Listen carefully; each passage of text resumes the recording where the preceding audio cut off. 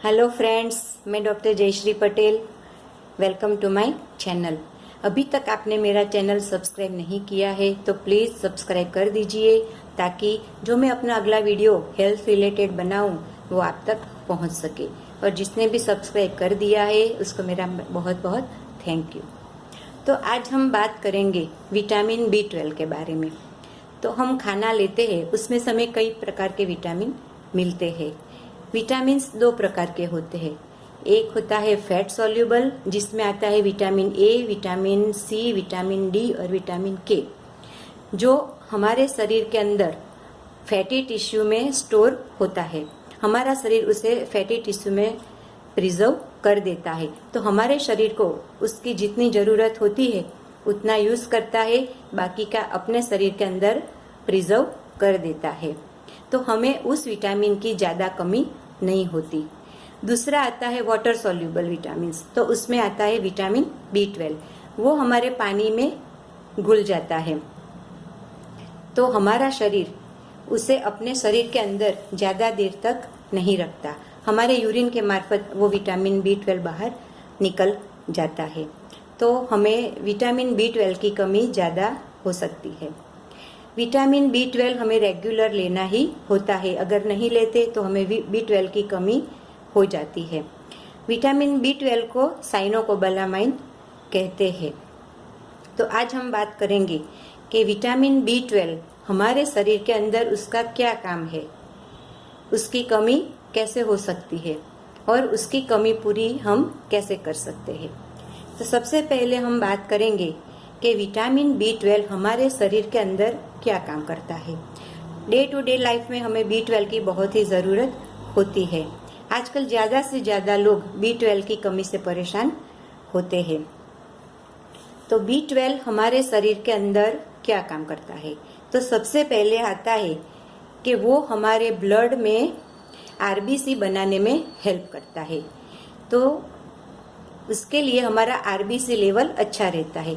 अगर हमारे शरीर में विटामिन B12 कम है तो हमारे ब्लड में RBC सेल का लेवल कम हो जाता है और हमें खून की कमी हो जाती है, यानी कि एनीमिया हो जाता है।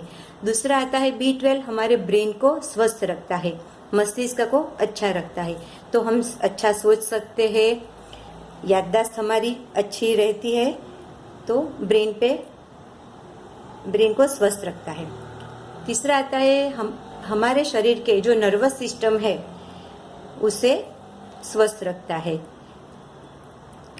और आता है फॉलिक एसिड का एब्जॉर्ब हमारे शरीर के अंदर करने में हमें B12 की ज़रूरत होती है। अगर B12 कम होता है तो फॉलिक एसिड का एब्सॉर्प्शन नहीं होता, तो हमें उसकी कमी हो जाती है। और हमारे शरीर के अंदर एनर्जी प्रोडक्शन में भी B12 बहुत ही ज़रूरी होता है। तो जिससे हमें स्टेमिना रहता है, स्फूर्ति से हम काम कर सकते हैं और जोश रह सकता है। तो ये सभी काम B12 हमारे शरीर के अंदर करता है। तो आप पूछेंगे कि B12 हमारे शरीर में कम है तो हमें कैसे पता चलता है। तो हमारे शरीर में दर्द होने लगता है, हेडेक हो जाता है, हम काम करते हैं तो जल्दी थक जाते हैं, हमारे हाथ पैर की उंगलियों में झंझनाहट हो जाती है, हाथ पैर सुन्न हो जाते हैं, काम करने का कुछ भी मन नहीं होता, पूरा दिन सोने रहने का ही मन करता है, खून की कमी हो जाती है, हमारा हार्ट रेट बढ़ जाता है। अगर आप स्टूडेंट हो तो आप पढ़ाई में पूरी तरह मन नहीं लगा पाते क्योंकि आपका कंसंट्रेशन लेवल कम हो जाता है, हमारी याददाश्त धीरे धीरे कमजोर हो जाती है, कुछ चीज़ कहाँ रखी है वो हमें याद नहीं रहता, भूल जाते हैं, हमारे जीभ के अंदर छाले पड़ जाते हैं, हथेलियाँ फीकी हो जाती है। और ज़्यादा B12 की कमी होती है तो हमें डिप्रेशन का भी प्रॉब्लम हो सकता है, मूड स्विंग हो जाता है, कभी हम हंसने लगते हैं, कभी रोने लगते हैं, डिप्रेशन जैसा फील करते हैं। तो ये सब सिम्टम्स विटामिन B12 हमारे शरीर में कम होता है तो ये सब होते हैं। अब हम जानते हैं कि विटामिन B12 की कमी किस किस को हो सकती है। तो आजकल ट्रू वेगन डाइट का ट्रेंड चलता है कि कोई लोग एनिमल प्रोडक्ट बिल्कुल भी नहीं लेते। तो एनिमल प्रोडक्ट जो लोग नहीं लेते उनमें सबसे ज़्यादा विटामिन B12 की कमी महसूस होती है, क्योंकि एनिमल प्रोडक्ट में क्या आता है, मीट है, फिश है, एग आता है। तो जो प्योर वेगन डाइट फॉलो करते हैं वो लोग ये सब नहीं लेते, और साथ में दूध भी नहीं लेते, क्योंकि वो लोग एनिमल प्रोडक्ट ही मानते हैं। तो उनके शरीर में भी B12 की कमी ज़्यादा पाई जाती है। प्योर वेजिटेरियन होते हैं तो उसमें भी थोड़ी मात्रा में विटामिन B12 की कमी पाई जाती है। तीसरा आता है हेल्थ रिलेटेड डिजीज हमारे शरीर के अंदर हो। अगर हम एसिडिटी या हार्ट प्रॉब्लम होता है तो हम पेंटाप्रोजोल, ओम्प्राजोल, रेंटेक आदि एंटासिड टैबलेट लेते हैं, डायबिटीज का मेटफॉर्मिन टैबलेट लेते हैं, तो उसकी वजह से हमारे स्टमक की लाइन पतली हो जाती है, तो उसके अंदर B12 का एब्सॉर्प्शन अच्छी तरह से नहीं हो सकता, तो उससे हमें B12 की कमी हो जाती है। फिर आता है इंटेस्टाइनल डिजीज। हमारे इंटेस्टाइन में पैरासाइट इन्फेक्शन, बैक्टीरियल इन्फेक्शन होता है, तो उसमें भी B12 का एब्सॉर्प्शन अच्छी तरह से नहीं होता, तो हमें B12 की कमी हो जाती है। फिर आता है हमें पेट का कोई ऑपरेशन किया हो या हमारी आंतें कमजोर हो गई हो, एजेड व्यक्ति होते हैं उन्हें ज्यादा आंतें कमजोर होती है, तो उसके अंदर भी B12 की कमी हो जाती है। तो आपको कोलाइटिस हो, अल्सर हो या डायरिया जैसी बीमारी बार बार होती है तो हमारा B12 लेवल कम हो जाता है। और जो सबसे ज्यादा अल्कोहल लेते हैं उनका भी B12 कम हो जाता है। B12 की तो इन सभी B12 की कमी के किस किस को हो सकती है ये हमने देखा। अब B12 का लेवल हमारे शरीर के अंदर कितना होना चाहिए, तो 2.5 माइक्रोग्राम या फिर 200 से 900 pg पर ml हमारे B12 की मात्रा होती है। तो अब जानते हैं कि B12 हमें कहाँ से मिलता है।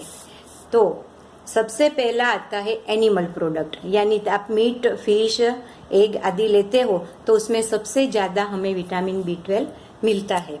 तो जो लोग नॉनवेज लेते हैं उन लोगों को कभी भी B12 की कमी महसूस नहीं होती, लेकिन उन लोगों को कैंसर होने के चांसेस ज़्यादा रहते हैं। दूसरा आता है डेयरी प्रोडक्ट, उसमें आता है दूध, पनीर, दही, योगर्ट, चीज़ इत्यादि। तो ये उसमें से हमें विटामिन B12 पूरी मात्रा में मिल सकता है। तीसरा आता है बाजार में आजकल विटामिन B12 45 ग्रेन्यूल्स मिलता है, तो वो हम लेते हैं तो उसमें से हमें विटामिन B12 अच्छी मात्रा में मिलता है। जो अभी सीरियल्स मिलता है उसमें भी एक्स्ट्रा विटामिन B12 डाला होता है, तो उसमें से भी हमें दूध सीरियल लेते हैं तो B12 मिल सकता है।